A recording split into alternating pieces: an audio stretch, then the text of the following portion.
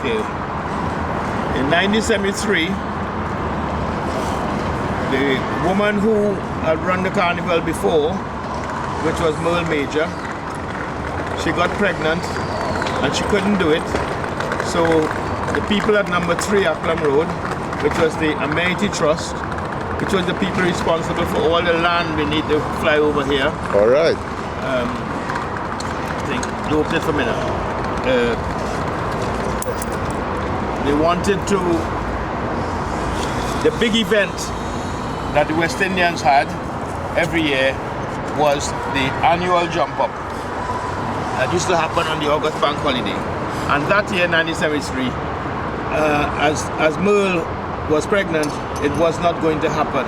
So they put an ad in the paper, in the Time Out magazine, saying, come to a meeting. And when I came to the meeting, I realized that there was 7 weeks to go, which is why they put the ad in, saying 7 weeks to go before Carnival, and there's been no organization or nobody coming forward to say, from the West Indian community, that to help to make this thing happen. And when I came forward, because although I was a Trinidadian and used to enjoy the jump up every year, which we've got to thank all the musicians, all the Trinidad Steel Band guys that did that for the past 7 years. For 7 years prior to that time.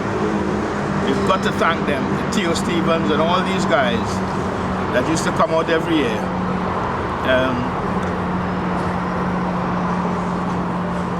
What really happened was, as I saw myself not living in Trinidad, I couldn't call Ladbroke Grove Trinidad, I couldn't call it Kingston, Jamaica, but we were all living in this wonderful community that was being harassed and terrified by the police. And we all felt, well, I certainly felt as a young man, really, shut upon from a great height. And that was our day for really enjoying ourselves. But what I did notice, that as the Trinidad musician used to go around the streets, enjoying myself and beating my pan, I realized that the rest of the community wasn't taking any part. In particular, the Jamaican, who we relied upon for the rest of the year to give us music in the blues dances and in the clubs. It was rhythm and blues and reggae, a little bit of soca. Soca wasn't even invented then. No. A bit of calypso, but reggae was the dominant music. So it seemed to me a silly thing and a folly not to bring in everybody if we wanted to have a nice West Indian day. So it was, I had that plan in my mind. So when I came to the meeting, I just said, we should bring everybody in. The Dominicans, the Grenadians, the St. Lucians, the St. Vincent people, everybody should be involved. And all their music and all their musicians should be invited. And that was my plan. So the guy who was in charge of the Amenity Trust, his name is Anthony Perry, a lovely, great, wonderful white guy. He's quite old now. Anthony was delighted to hear me say that, I guess. And Anthony said, well, you should come and talk to me the next day. And I did. And I showed him what plans I had, how to find these people. And he said, well, I tell you what, come and use the office and see if you can, see what you can do. And of course, I thought, well, it would be a good idea to have a committee. And one of the first guys to walk into the office was the guy they called Bigger Hamilton, guy from Tobago. All right. Loved Pan, and he became my right-hand person. And I was delighted to have him with me. And we found Peter Minshall, found Lawrence Noel by putting out some flyers saying, Carnival is going to happen. Calling all mask makers, calling all steel band men. And that little flyer seemed to work because Bigger took me all over Stoke Newington and all about. delivering these flyers. And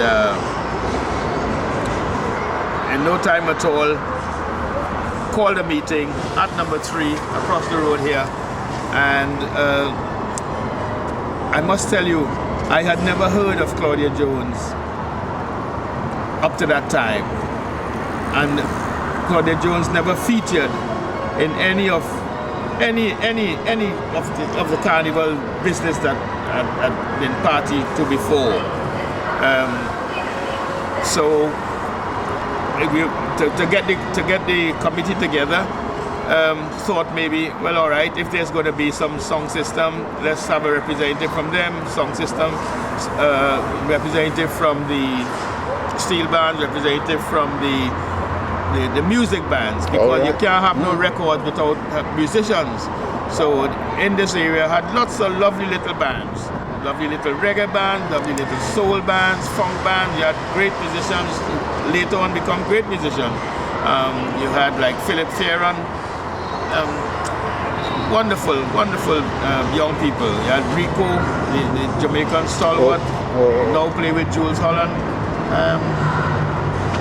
And there was that committee, just chose representatives from each of them and sat down there and said, of course I was what you would call the CEO, I guess. I was elected as secretary, and took it from there. And of course we had to raise money. We raised £700 in 7 weeks. I must mention the guy they call Tony Suarez, an activist from the grassroots organization. And we had an office and we had a telephone, and that's all we needed really. And we had a letterhead from the Amenity Trust that we could write off and ask for funding. And the people that we chose to ask for funding was a brand new idea, but of course a whole Trinidad idea. Look for sponsorship. Who are the people who sell into the West Indians? And write off to the embassies. And everybody was supportive, and I must give thanks also and say the truth, and everything that I've said is to now is the truth. And the truth is, jump in the car and go down to the Royal Borough of Kensington and Chelsea's transport division and ask the dustbin men, the men who drive the trucks, for the dustbin, and ask them to give, hey, we need some help, because right here across from the office we had the playground, and the carnival started in the playground. So we had to support the kids and make a day for the kids. So the Sunday we wanted the kids to have their trucks and stuff, so and of course we didn't have the money to pay for the trucks, so thank God the drivers brought their vehicles, and it was a wonderful day. And for the first time mass was played en masse, as it were, because Minchell had some costumes that he had stored down at the Jamaican High Commission.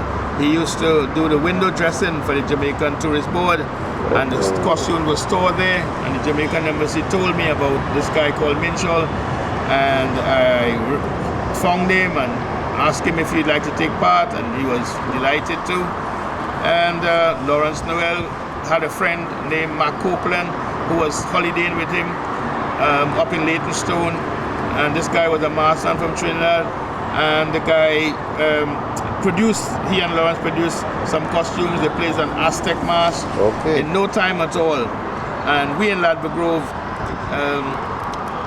I came up with an idea because of the brutality and the hostility of the police, and we made a mask called Prisoners on Remand, because so many young people were in prison. So many of our young friends here in Ladbroke Grove were brutalized and framed by the police, etc. And we created a band called Prisoners on Remand, Jailbirds, and that is how we came out. And so let me ask you something, Leslie. The actual committee that you had there, anyone in the makeup of your committee or who held post in your committee, were they part of the Claudia Jones entourage? As I said before, yes, I now remember. Yes, Claudia Jones was an unknown entity. She later on, I discovered that she used to have fetes in the town halls and so on, and that's a wonderful thing. The West Indian Gazette that she founded, that's also a wonderful thing.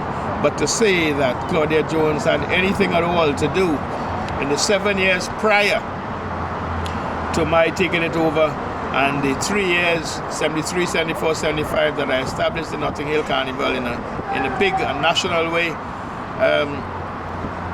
Claudia Jones was never ever mentioned, and none of her people, because the people who were on the committee were just the guys who were actually taking part in the carnival. Right. You see?